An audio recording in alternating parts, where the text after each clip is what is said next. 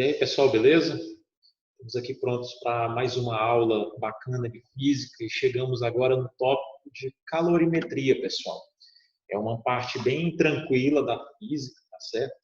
Eu já coloquei aqui um quadro, um breve resumo de todo esse capítulo que a gente vai iniciar aí sobre calorimetria, sobre energia térmica, sobre o calor, tá bom? E discutir um pouco. Antes de eu compartilhar aqui com vocês a tela do material, vou aqui seguir desse breve raciocínio, tá? Só para ver o que a gente vai falar. Nós vamos falar sobre a energia térmica, que essa energia térmica nada mais é do que o calor, que é uma energia em trânsito, tá bom? É uma energia sendo transferida de um corpo para o outro. Vamos entender aí. Façam suas anotações, tá bem? No rodapé aí da página, do caderno. Vamos falar sobre capacidade térmica, sobre calor específico e quantidade, e como calcular a quantidade de calor. Basicamente, nós vamos nos atrelar a essas três fórmulas aqui que estão no material de vocês. Essa primeira aqui é uma das principais fórmulas, né? A toa que ela é chamada de equação fundamental da calorimetria. Tranquilo? É o famoso que macete. Grave isso aí. Essa fórmula de cima aqui é conhecida como que macete.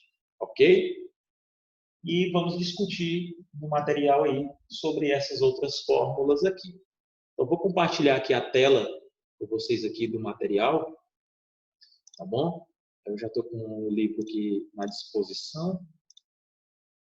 Então vamos lá, podem acompanhar aí comigo aí. Pronto, pessoal. No início do nosso novo material aqui, do livro 2, iniciamos aí com calorimetria. Falar de energia térmica, tá bom? Lembrar que a energia térmica, que vamos chamar essa energia térmica em transe de calor, porque energia em transe, professor, em transferência. Por quê, pessoal?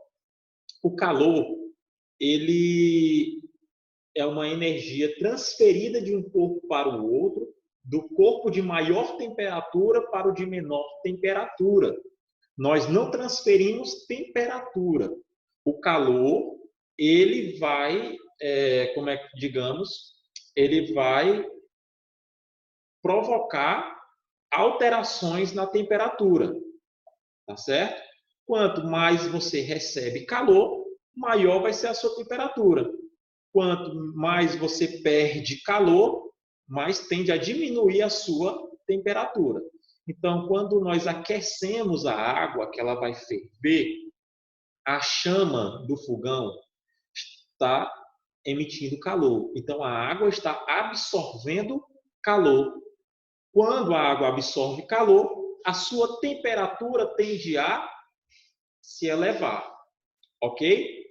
Quando colocamos a água no congelador para ela se solidificar, virar gelo, ela, para diminuir a temperatura, ela começa a perder calor, ela começa a perder energia. Essa energia aí é que nós vamos chamar de calor, energia térmica. Tranquilo? Graças à agitação das moléculas. Professor, o que é temperatura? Anotem, vocês já devem ter no caderno de vocês. Temperatura é o grau de agitação térmico das moléculas. Então, quanto mais agitado tiver as moléculas, maior é a temperatura. Quanto mais tranquilo, mais paradinho tiver as moléculas, menor é a sua temperatura. Quando colocamos dois objetos, dois corpos, com temperaturas diferentes em um recipiente, eles tendem a fazer a troca de calor. Tranquilo? Se eu coloco, por exemplo, esse é importante porque eu vou até ressaltar aí um tópico de umas aulas anteriores que eu fiz a relação entre quantidade de carga e a parte de calorimetria, para a gente ter aí o equilíbrio, né? O equilíbrio térmico. Vamos já falar sobre o que é isso. Se eu tenho duas esferas do mesmo material, pessoal, olha só, do mesmo material, colocadas em um recipiente que vai isolar do meio externo, do ambiente, elas vão trocar calor entre si. Se eu coloco uma com 40 graus Celsius e outra com 10 graus Celsius, se elas forem do mesmo material, tá certo? Formadas da mesma substância, aí eu posso fazer o equilíbrio térmico como a média das temperaturas. Agora, se eu coloco, por exemplo, substâncias, esferas de substâncias diferentes, aí o equilíbrio térmico não vai se dar basicamente como a média das temperaturas, tá bom? Quero que entendam o que é energia térmica, que é o calor. O calor vai ser essa energia em trânsito, essa energia transferida de um corpo para o outro, beleza? Quanto às unidades de medida, a unidade de medida padrão do SI é o Joule, tá certo? Joule é a unidade padrão. Porém, é comum a gente ver a unidade calorias, tá certo? Que inclusive eu até tinha colocado no quadro aqui para a gente no início. Joule é a unidade de medida do SI, porém, comumente e usualmente é mais utilizado a caloria, tá certo? É um exemplo, por exemplo, a gente pode ter como exemplo a própria temperatura. No SI, a temperatura é em Kelvin, porém, para os nossos cálculos, as nossas atividades e a nossa rotina diária, porque nós estamos num país que fala a língua portuguesa, utiliza-se basicamente o grau Celsius, a escala Celsius, tá bom? Então, geralmente a gente vai ouvir muito calorias, tá bom? Calorias ou joules, que é a unidade de energia, ok? Tem aqui a relação de uma caloria é aproximadamente 4,2 joules. Vai ter literaturas da física que vai trazer aí aproximadamente 4 joules, uma caloria para 4 joules. Isso aqui depende da questão. É importante isso daqui, porque dependendo do exercício, ele vai te trazer 4,18, 4,2 ou até mesmo o próprio 4 como relação de uma caloria para 4 joules. Ok, beleza? Calor sensível e calor latente, pessoal. Isso aqui é muito importante. Por quê? O calor, ele vai influenciar em duas coisas da matéria. Primeiro delas, anota. Primeiro tópico. A troca de calor vai influenciar na mudança de temperatura. Se você está recebendo calor, a sua temperatura vai aumentar. Então, nós damos o nome para esse calor que vai aumentar a temperatura de calor sensível. É um calor mais sensível. Ele vai apenas alterar a temperatura. Tá bom? Ok? Beleza? Aí, nós temos dois tipos de calor. Calor sensível e o calor latente. Beleza? A própria descrição aqui do material deixa bem claro para a gente aqui no texto, ok? Já o segundo tópico, quando ocorre a transferência de calor, pode-se alterar o estado físico da matéria. Primeiro, é quando eu altero a temperatura. Segundo, eu posso alterar o estado físico da matéria. Quando eu vou me referir à mudança de estado físico, quando o corpo muda, ou seja, quando eu altero o estado físico da matéria, eu chamo esse calor de calor latente. É um calor que é uma energia, a mesma energia térmica, tá bom? Que vai provocar a mudança de estado físico. Então, o calor, isso aqui é só para a gente diferenciar, quando a gente for falar o calor, qual deles está agindo, ou qual a situação a gente está interpretando. Se nos meus cálculos eu estou apenas considerando a mudança de temperatura, eu vou trabalhar com calor sensível. Se o meu ponto de vista, eu estou querendo observar a mudança de estado físico, e eu vou considerar isso aí nos meus cálculos, eu vou trabalhar com calor latente. Então, calor sensível, temperatura. Calor latente, estado físico. Beleza? Por exemplo, quando eu quero calcular aí a quantidade de calor para aumentar a temperatura de 50 gramas de água em 2 graus Celsius. Então, eu vou calcular o calor sensível, a quantidade de calor para me aumentar 2 graus em 50 gramas de água. Eu estou trabalhando temperatura. Agora, quantas calorias são necessárias para me transformar um cubo de gelo em água líquida? Tá certo? Então, eu vou calcular aí o calor latente, porque dentro desse meu contexto, eu peguei água sólida, o gelo, e quero saber quantas calorias é necessário para fazer esse gelo derreter, virar água. Então, aí entra o calor latente. Ok? Essa é a diferença entre calor sensível e calor latente.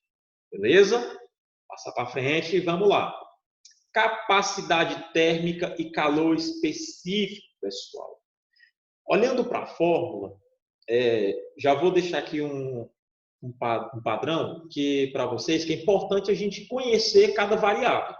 Então, já abram aí uma chave, coloque os pontinhos e dê nome aí às variáveis. Vamos lá. A massa sempre a gente vai chamar ela de M. A massa é dada pela letrinha M. Massa de quê, professor? Das substâncias que a gente está utilizando. A gente é necessário ter conhecimento da massa em determinadas situações. A massa é representada pela letra M. A quantidade de calor, a energia em si, vai ser a letra Q, esse Q maiúsculo. Não confunda lá com carga elétrica, viu? Esse Qzão aqui em calorimetria é a quantidade de calor. E a temperatura, pessoal, em decorrência da utilização do T minúsculo, ser utilizado para o cálculo do tempo, o T maiúsculo ser utilizado para o cálculo de período, e aí nós temos o tal, que é aquele Tzinho grego que é utilizado para trabalho. Na calorimetria, utilizamos o θ, tá bom? Como representação da temperatura. Então, esse Δθ da fórmula aí, ó, é a temperatura, beleza? O Czão, olha, para não confundir, o C maiúsculo é a capacidade térmica. O C maior, Czão, capacidade térmica. O Czinho, C menor, é o calor específico. Eu vou dar um stop aqui e voltar para o quadro para me explicar aqui uma coisa para vocês. A diferença básica entre capacidade térmica e calor específico. Rapidamente, olhando aqui para a fórmula, antes de eu voltar aqui para o quadro. A capacidade térmica, pessoal, é a razão da quantidade de calor por temperatura, por variação de temperatura. É o quanto de calor que eu preciso para variar a temperatura em graus Celsius. Tranquilo? Por exemplo, quantas calorias são necessárias para me variar 1 grau de temperatura? Ele dá um exemplo. Se eu pego aí, por exemplo, eu quero saber qual é a minha capacidade térmica, o quanto de energia eu tenho que absorver para variar 1 grau, tá bom? Ele pegou aqui, ó, no exemplo aqui embaixo. Vou grifar aqui para vocês verem o exemplo. Ó, suponha que um determinado corpo precise receber 50 calorias. Ele disse aqui que esse corpo precisa de 50 calorias para que sua temperatura aumente, aqui no outro lado, 2 graus. Aí eu quero saber, para ele aumentar 1 grau, é necessário quantas calorias? Então, eu vou dividir essa energia, essas 50 calorias, por essa variação de temperatura, que é 2 graus. 50 dividido por 2, eu vou ter 25 calorias por grau Celsius. É normal a gente ver calorias por grau Celsius, mas se a questão pedisse para dar no SI, seria joules por Kelvin. Tranquilo? Porque são as duas unidades do padrão. Só que comumente vamos ver calorias por grau Celsius. É mais comum isso aqui ocorrer. Tranquilo? Beleza? Então, pessoal, para mim aumentar 1 grau desse corpo aqui, é necessário eu emitir sobre ele, sobre o corpo inteiro, sobre o objeto inteiro, 25 calorias. Tá bom? Para me aumentar 1 grau, 1 grau Celsius, é necessário a emissão de 25 calorias. Nesse exemplo. Beleza? Calor específico. Calor específico, nós vamos ter aí a razão entre a capacidade térmica e a massa. Tranquilo? Pessoal, isso aqui quer dizer, olha para a unidade de medida aqui, ó, é caloria por grama grau Celsius. É o quanto de energia, tá certo? Que eu vou ter que fornecer para a substância para me variar 1 grau de cada grama. Ou seja, deixa eu dar o stop aqui. A fórmula é essa aqui, ó, capacidade térmica pela massa. Vou voltar aqui para o quadro. Voltamos. Olha aqui a dica. A capacidade térmica, ela leva em consideração todo o corpo, tá certo? Por exemplo, se eu tenho lá uma jarra de água completa, cheia de água, e um copo com água, só um copinho, é bem óbvio que a jarra de água ela vai precisar de mais energia para aquecer, por exemplo, uma determinada temperatura. Já o copinho de água vai precisar de menos energia para aquecer a mesma temperatura que a jarra, porque eu tenho menos água.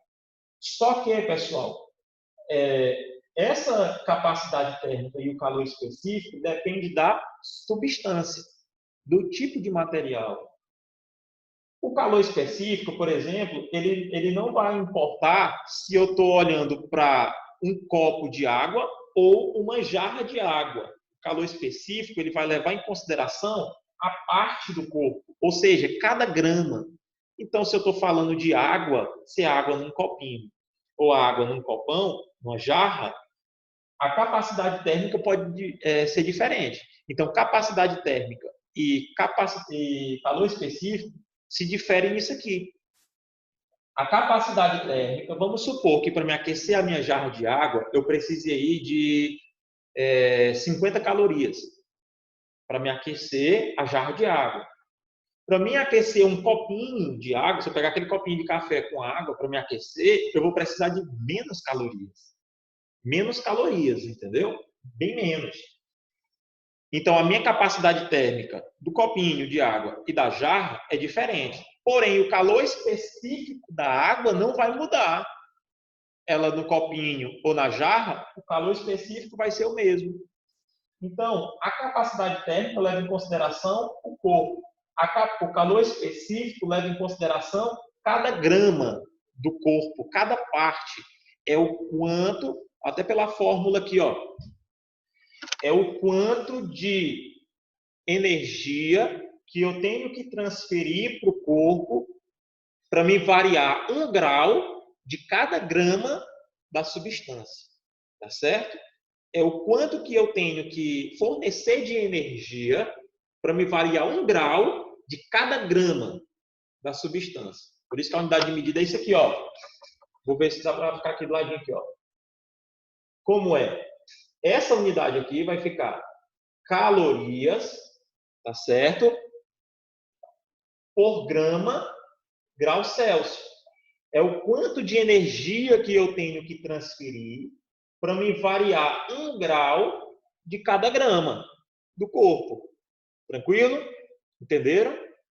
É basicamente isso daqui. Volta lá para a tela compartilhada e aí a gente vai continuar aqui o nosso enredo. Bacana. Top.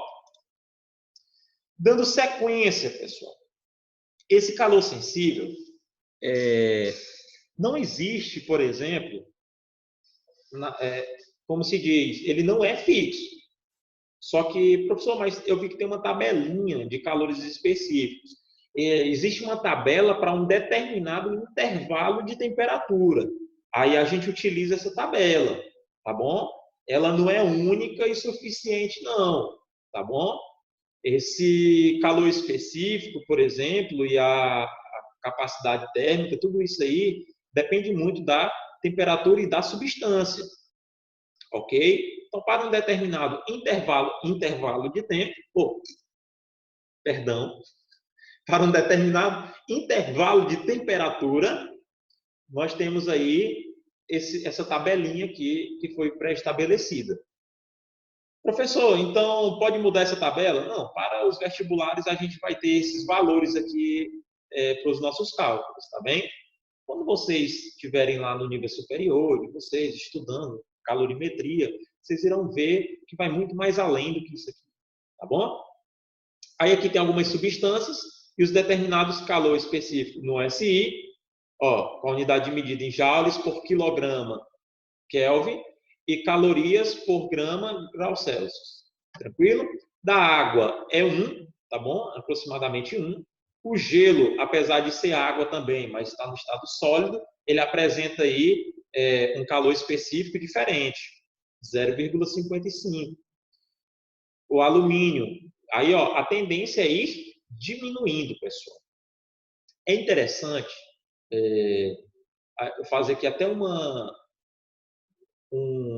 observação e um exemplo. Isso aqui costuma se cair muito em questão de prova. Nos desertos, as temperaturas elas oscilam bastante.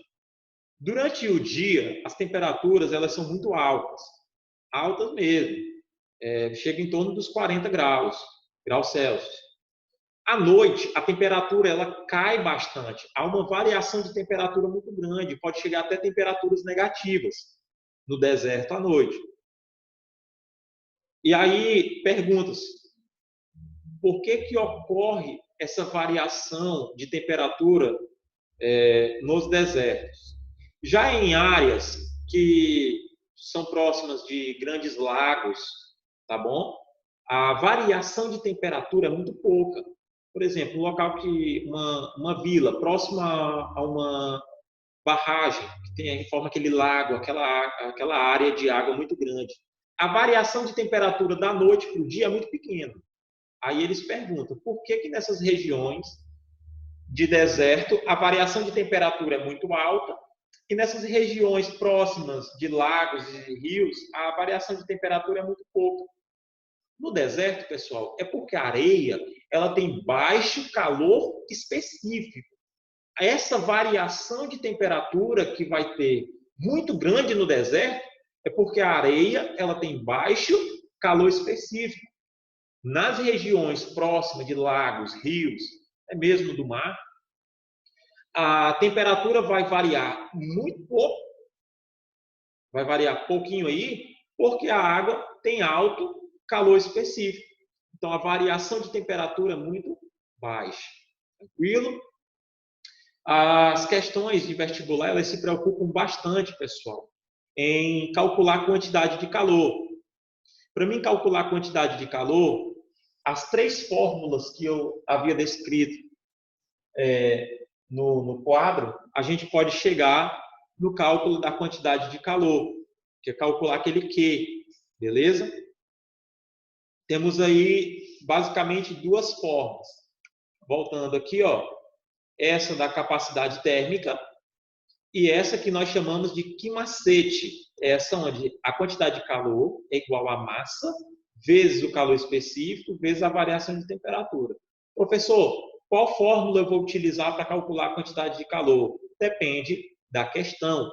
Se a questão te der dados para você usar a fórmula da capacidade térmica, você vai usar a fórmula da capacidade térmica.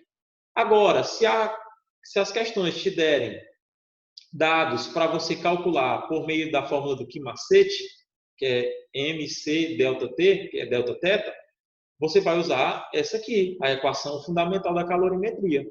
Se a variação de temperatura, pessoal, for positiva, significa que o corpo, esse Q aí, ó, ele está aumentando, né? Se deu positivo, aumentando a temperatura, ele está recebendo calor. Quando a temperatura é negativa, significa que o Q vai ser negativo, ele vai estar perdendo calor. Tranquilo? Essa questão de sistema termicamente isolado é quando você tem um recipiente que vai isolar as substâncias que irão ter troca de calor do ambiente. É meio que impossível, na prática, a gente isolar duas substâncias do meio externo. Mas é bem fácil, é bem provável que a gente retarde as trocas de calor com o meio. Tranquilo? Por exemplo, o isopor, quando você coloca gelo e bebidas dentro dele, o isopor vai funcionar como um sistema de isolamento. E lá dentro, o isopor vai ser uma barreira que vai impedir o ambiente de trocar calor com as substâncias que estão lá dentro, com o refrigerante, com a bebida, etc. Então, isso é que é isolar. Outro exemplo para isolar termicamente um sistema é as garrafas térmicas, a própria garrafa de café. A garrafa de café, ela é projetada para tentar o máximo possível manter a substância com a temperatura constante. Quando você ferve o café, que coa ele e tranca, ele tende a permanecer com aquela temperatura elevada. Porém, há as falhas do sistema. Quando, ao abrir, despejar o café na xícara e fechar novamente, esse ato de abrir e fechar é onde encontra-se a falha para o meio ambiente externo interagir com o ambiente interno da garrafa, fazendo com que ocorra troca de calor com o meio externo. Na prática, nós não conseguimos ter um sistema perfeitamente isolado. Então, na teoria, a gente imagina um sistema de isolamento ideal, onde o somatório das trocas de calor seria igual a zero, porque não haveria essa troca de calor com o meio ambiente. Tranquilo? Tem um tópico aqui abaixo que chama-se equivalente em água.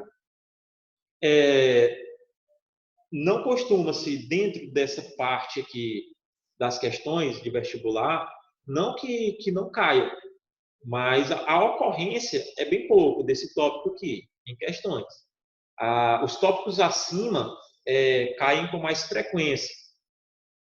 Nunca subestime um conteúdo que cai com menos frequência e passar ele despercebido, tá bom?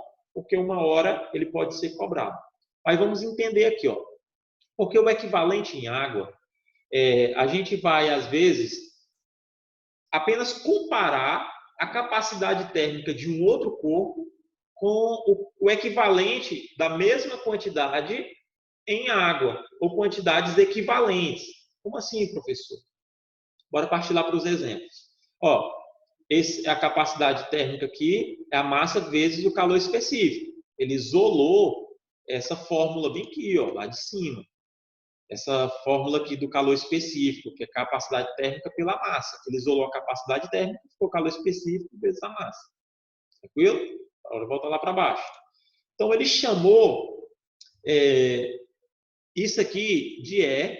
Esse E aqui, pessoal, é o equivalente, tá bom? À água. Vamos chamar a massa de água pelo símbolo de E. Ele deixa bem claro aqui no texto, no esboço do texto, para vocês. Então, como o calor específico da água é 1, a gente vai dizer que o E representa, né, a massa, o equivalente de massa da água. Aí, ó, vamos lá. Por exemplo, agora a gente vai entender aqui. Lendo esse exemplo aqui vai ficar bem claro. Considere um corpo que tenha uma massa igual a 500 gramas. Um corpo qualquer. Aqui a gente ainda não falou de água. É um corpo, um objeto. Diferente. Constituído de um material cujo calor específico, ele dá o calor específico, 0,2 calorias grau Celsius.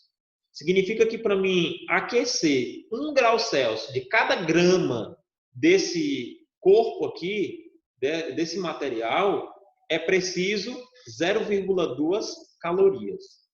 Beleza? Aí ele diz assim, ó, a capacidade térmica desse corpo pode ser como? Aí ele pegou aqui, ó, substituiu os valores na fórmula e encontrou a capacidade térmica. Tá certo? Para mim aquecer esse material todinho aumentar 1 grau Celsius, é preciso eu fornecer 100 calorias, ok? Beleza. Considere também 100 gramas de água. Olha aqui. 100 gramas de água tem um calor específico 1, tá certo? 1 caloria por grau Celsius. Pessoal, se eu fizer a capacidade térmica de 100 gramas de água, eu vou encontrar, olha só, a mesma capacidade térmica de 50 gramas desse material. Então, 500 gramas desse material. Então, 100 gramas de água é o equivalente a 500 gramas desse corpo aí. Então, é essa comparação aí que cai no equivalente em água, ok? É essa comparação, a capacidade térmica da água com a capacidade térmica de outras substâncias. Viram aí que a massa pode mudar. 500 gramas desse corpo aí que nós não conhecemos, tá entendendo aí? Ele tem um calor específico diferente do da água, um calor específico bem abaixo, tá bom? E a capacidade térmica dele foi igual à capacidade térmica de 100 gramas de água. Tranquilo? Beleza? Se eu alterasse essa massa, consequentemente eu teria que alterar a massa da água também para me encontrar o equivalente. Beleza? Tranquilo? É basicamente isso daqui, pessoal. O conteúdo desse primeiro capítulo é bem simples, não é complicado. Eu vou disponibilizar o vídeo do praticando, da resolução, mas tentem praticar os outros exercícios. Até a próxima aula, tá bom? Vamos junto nessa daí e aproveitem essa parte da física, que é uma das partes que eu também gosto muito, que é a parte de calorimetria, é uma das partes mais light. Tranquilo? Então, um abraço, fiquem com Deus, bons estudos, até a próxima.